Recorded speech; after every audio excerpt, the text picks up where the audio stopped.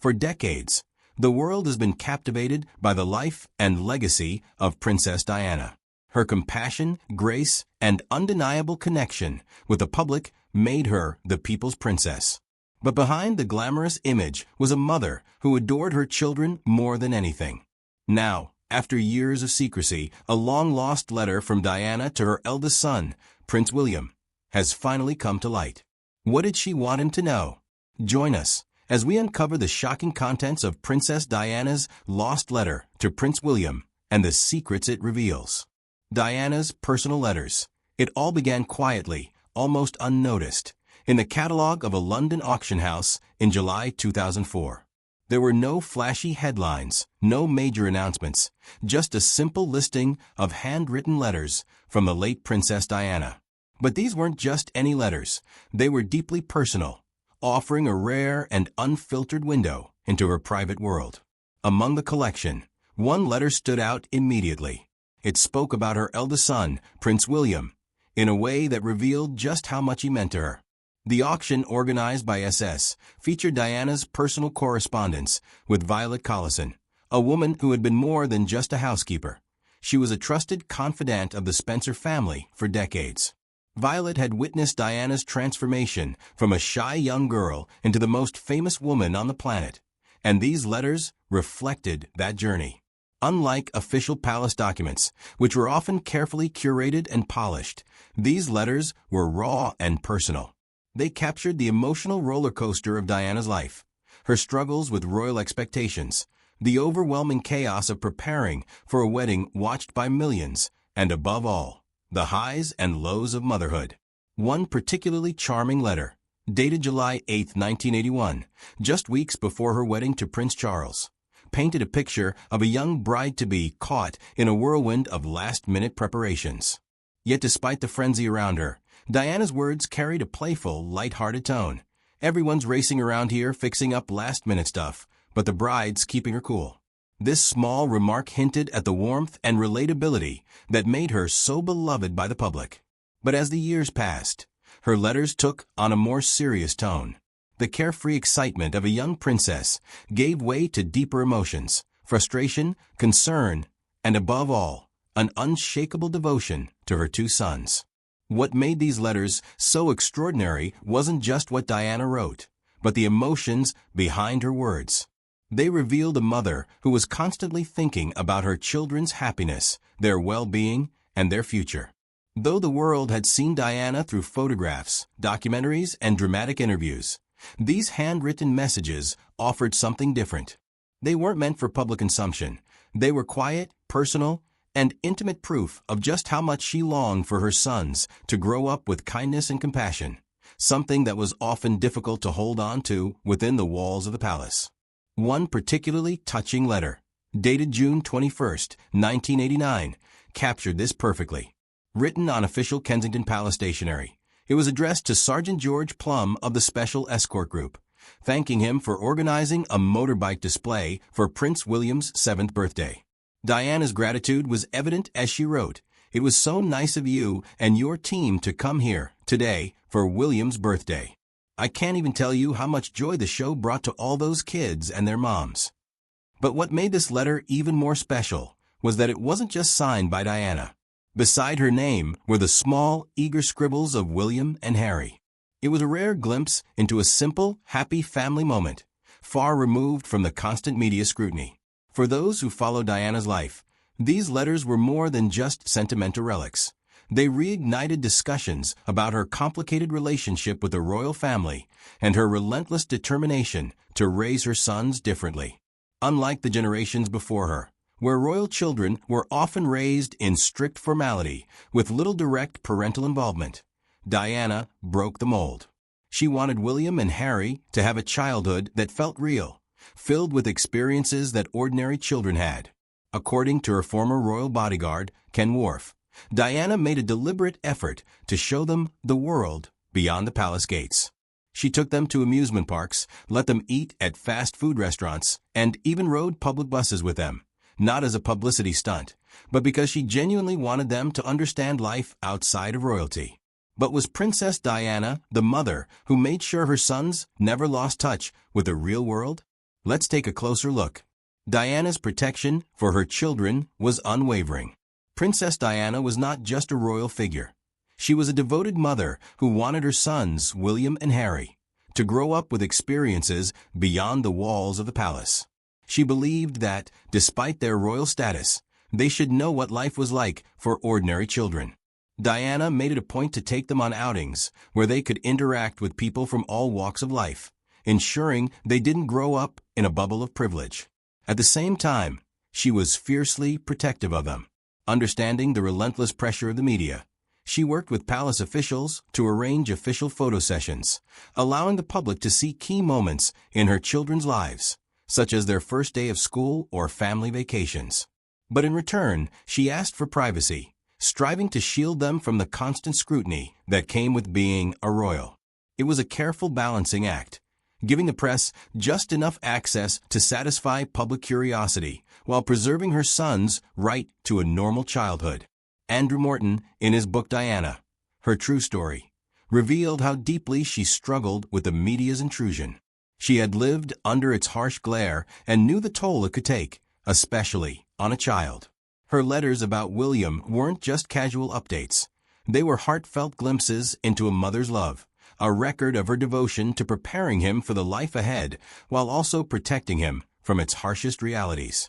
By the time these letters resurfaced at an auction in 2004, William was no longer a boy. He was a young man at university, carrying forward the lessons his mother had instilled in him. The letters, filled with maternal pride and wisdom, provided a deeper insight into his character, showing how Diana's influence shaped him. They came at a time when the world was still mourning her loss, just 7 years after her tragic death. The monarchy was still adjusting to the changes she had set in motion, and William's growing presence in the public made many see him as Diana's emotional heir. But these letters were more than just historical artifacts. They were a poignant reminder of what had been lost. Diana never got to see her sons grow into adulthood, never got to witness them build their own families or champion causes she would have been proud of. Yet through these handwritten notes, her voice lived on, not in carefully crafted speeches or formal appearances, but in her own words filled with warmth and sincerity. What began as an auction became something far more meaningful. The rediscovered letters allowed people to feel Diana's presence once more. They revealed her deep love for William. Diana's legacy as a mother wasn't just about letters or photographs. It was about the choices she made every single day. Some of those choices were bold. Some were quiet acts of defiance against royal traditions. But at the heart of it all was one simple truth. Before William and Harry were global figures, they were just 2 young boys with an extraordinary mother. Diana understood that with their privilege came immense pressure, and from the very beginning, she was determined to give them more than just titles. Did her children's upbringing reflect character, compassion, and a connection to the world beyond the palace gates? Let's find out. Diana's parenting style. On June 21, 1982, Princess Diana became a mother for the first time when she gave birth to Prince William. At just 20 years old, her transition into motherhood was immediate and deeply transformative. It wasn't just a role she accepted. It was a mission she embraced with her whole heart. Unlike previous royal mothers who often followed strict traditions, Diana chose to do things differently. She didn't want to be a distant figure in her children's lives. She wanted to be present in every way possible. She broke royal norms by breastfeeding William, a decision that had been almost unheard of in the royal family for generations. She even picked his name herself instead of allowing the palace to decide. More importantly, she pushed back against the idea that royal nannies should do most of the parenting. Diana was determined to be a hands-on mother, not just a figurehead. Her devotion became even more evident when, just a few weeks after William was born, Prince Charles had to travel to Australia. Traditionally, royal children would stay behind in the care of staff, but Diana refused to leave her newborn son. She brought William along, sending a clear message. No royal duty was more important than being there for her child. As William grew, Diana continued to defy expectations. Instead of hiring private tutors to teach him inside the palace, as had been done for past royal children. She enrolled him in a local nursery school near Kensington Palace. Parents and bystanders were often amazed to see a princess personally dropping off and picking up her son, something almost unheard of in royal history. This wasn't just a small act of independence. It was a quiet revolution in royal parenting. But Diana's efforts to give her children a normal life didn't stop there. She made sure William and his younger brother Harry experienced the world beyond palace walls. Their childhood wasn't just about grand banquets and royal engagements. It was filled with everyday moments that any child would cherish. She took them to McDonald's, not because she particularly enjoyed fast food, but because she wanted them to experience what regular kids did. She took them on the London Underground, let them enjoy theme parks, and surrounded them with people who didn't bow or address them in formal tones. These weren't just casual outings, they were carefully planned lessons. Diana wanted her boys to see life from all perspectives, to understand the world outside of their royal bubble. According to her former protection officer, Ken Worf, she meticulously arranged these trips, choosing the quietest times and minimizing security. Sometimes, she even wore subtle disguises to move unnoticed among the public. She wasn't just giving them a childhood, she was teaching them empathy, a lesson that would shape them for years to come. Her desire to instill compassion became even clearer when she introduced her sons to her charity work. In one particularly impactful moment, she brought William to visit Centrepoint, a charity dedicated to helping young homeless people in London.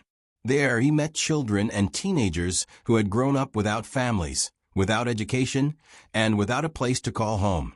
For Diana, this wasn't just about exposing William to the struggles of others. It was about making sure he understood the responsibility that came with his privileged position. Through her love, her defiance of outdated traditions, and her unwavering commitment to her children, Diana didn't just change the way royal parenting was done. She redefined it entirely. So how close was Diana to her children? Let's find out. The unbreakable bond between Diana, William, and Harry was undeniable. By the early 1990s, Diana's marriage to Prince Charles was crumbling, and the world watched as their relationship fell apart. But amid the chaos of royal life, relentless media speculation, personal heartbreak, and palace politics, Diana found her steady ground in one place: her sons, William and Harry. More than ever, she poured her energy into their upbringing, determined to shield them from the turbulence surrounding her. Diana made deliberate parenting choices that would shape her boys for years to come.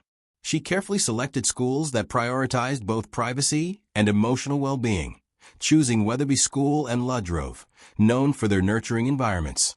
But she didn't just send them off and hope for the best. She worked closely with school staff to ensure that, at least within the classroom walls, William and Harry could experience a sense of normalcy. When Charles and Diana officially separated in 1992, the challenge of co-parenting under the relentless public eye began. Yet Diana remained deeply involved in her sons' daily lives. She attended school events, cheered them on at sports days, and personally wrote thank-you notes to staff. Small gestures that spoke volumes about her unwavering dedication. Many of those handwritten notes have since resurfaced in auctions, serving as tangible reminders of a mother who never let royal duties overshadow her role as a parent. By 1995, when Diana sat down for her now infamous interview with journalist Martin Bashir, watched by over 22 million people, the world saw the undeniable cracks in the royal facade. But even in that moment, Diana's priority remained clear: her boys. She spoke openly about wanting to raise them with kindness, love, and resilience, emphasizing emotional intelligence over royal protocol. It was a rare and powerful moment, a princess placing humanity above tradition. Shortly after the interview, Queen Elizabeth II urged Diana to finalize her divorce, a sign that the royal family had reached its breaking point, according to her former butler Paul Burrell. Diana was devastated. She reportedly felt as though she was being pushed out, her voice unheard. Yet even as the palace walls closed in, she found solace in her sons. William and Harry became her anchor, the unshakable force that kept her grounded through the storm. After her divorce was finalized on August 28, 1996, Diana lost her title of Her Royal Highness, a formality that deeply hurt her not for political reasons, but for something far more personal. Without the title, royal protocol dictated that one day she would have to curtsy to her own sons. When she confided this to William, his response was both simple and profound. The 14-year-old reportedly reassured her, saying, "Don't worry, Mommy. I'll give it back to you one day when I'm king." Though William has never confirmed the story himself, it speaks to the deep mutual respect and love between them. With her royal duties behind her, Diana refocused her energy on the causes she cared about most: homelessness, HIV awareness, and the fight to ban landmines. No longer representing the monarchy, she now represented her own values. Even as she stepped away from the spotlight, she never stopped writing heartfelt notes to friends, staff, and supporters. And in nearly every letter, one theme remained constant: her boys. She wrote about William's kindness, Harry's boundless energy, and her hopes for their futures. She worried about the pressure they would face, hoping they would grow up with integrity and independence. Diana had come to accept that she couldn't control the future, but she could shape it through her love, her choices, and her words. She left her sons with something the institution could never fully provide: empathy, courage, and the strength to be their own men. Her parenting wasn't about royal duty or tradition. It was about showing up, listening, and loving in a way that was real and unwavering. She tucked them in at night, wrote them letters, and spoke the truth even when it was difficult. Diana and Charles's separation in 1992 marked a turning point in her life. The official separation between Princess Diana and Prince Charles was announced, and from that moment on, the atmosphere inside Kensington Palace changed dramatically. While she no longer shared a home with Charles, her responsibilities as a mother to William and Harry remained her top priority. If anything, she became even more devoted to providing them with emotional support. At the time, William was just 10 years old and Harry was only 8, making their need for stability even greater. Diana took charge of their daily lives, staying deeply involved in their schooling, routines, and weekend plans. As the public watched the royal marriage unravel, Diana began to open up about her personal struggles. One of the most shocking moments came on June 29, 1994, when Charles admitted on national television that he had been unfaithful. Less than a year later, on November 20, 1995, Diana responded in her own way, through an explosive BBC Panorama interview. In the 38-minute broadcast, she spoke openly about the challenges of royal life, her struggles with mental health, and her deep loneliness. But what struck a chord with the public most was her heartfelt discussion about her children. She expressed her wish for William and Harry to grow up not just with formal royal training, but with emotional intelligence. She wanted them to truly understand the emotions and lives of ordinary people. Her words resonated deeply, reaching over 22 million viewers in the UK alone. Diana's candid revelations had far-reaching consequences within the royal family. The response was swift and decisive. Queen Elizabeth II, after consulting with key advisors, including the Archbishop of Canterbury and the Prime Minister, sent letters to both Diana and Charles urging them to proceed with a formal divorce. According to royal insiders, including biographers Tina Brown and Sally Bedell Smith, Diana was devastated by this decision.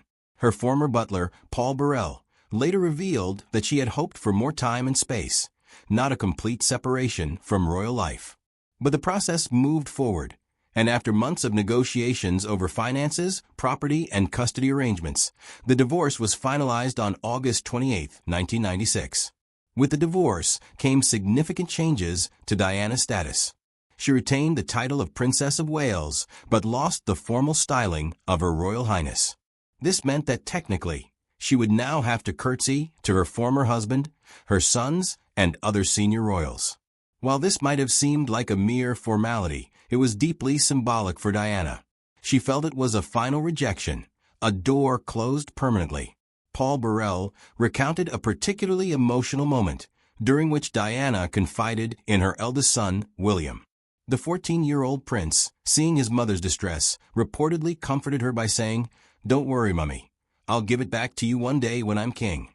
Although this exchange has never been officially confirmed by the palace, it remains one of the most poignant examples of the close bond between Diana and William.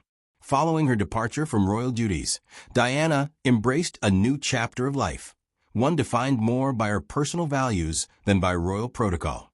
She stepped away from over 100 patronages, choosing instead to focus on a handful of causes that truly mattered to her. These included Centrepoint, Great Ormond Street Hospital, the Royal Marsden Hospital, the National AIDS Trust, and the Leprosy Mission. Even though she was no longer a working royal, her dedication to humanitarian efforts only grew stronger. Despite being out of the royal fold, Diana's top priority remained her two sons. She structured her life around their school schedules, attended parent-teacher meetings, and remained actively involved in their upbringing. Reports from school staff and close friends described her as an engaged and loving mother who was always reachable. Yet, this period of her life was also marked by a growing sense of isolation. Without royal security and the formal support system she once had, she often felt vulnerable and exposed. In personal letters and notes, some later revealed by Paul Burrell, Diana expressed fears for her safety. In one chilling letter dated October 1995, she wrote, "This particular phase in my life is the most dangerous. My husband is planning an accident in my car, brake failure, and serious head injury." Though the authenticity of the letter has been verified, its contents remain highly controversial. Whether or not her fears were justified, they painted a picture of a woman who felt constantly watched and deeply unsettled. Yet despite these pressures, Diana never wavered in her commitment to making a difference. In January 1997, she traveled to Angola with the International Red Cross to campaign against landmines. Images of her walking through a recently cleared minefield, clad in protective gear, became some of the most powerful and enduring photographs of her later life. It was a testament to her bravery and her belief in using her platform to bring attention to global issues. Throughout her final months, Diana remained focused on preparing William and Harry for the future. She wanted them to understand leadership not as a position of power, but as an opportunity to serve others. Close friends and advisors have recounted how she instilled in William a sense of duty rooted in compassion. When discussing her humanitarian work, she often told him, "Use your position to help those who have no voice." Tragically, that future was never realized. On August 31, 1997, Diana's life was cut short in a devastating car crash in Paris. The world watched in shock as William, just 15, and Harry, only 12, walked behind her coffin, their faces etched with grief. Yet even in her absence, Diana's influence on her sons remained unmistakable. What do you think about the shocking revelation from Princess Diana's letter to her son, Prince William? Share your thoughts with us in the comments section. Don't forget to like and subscribe.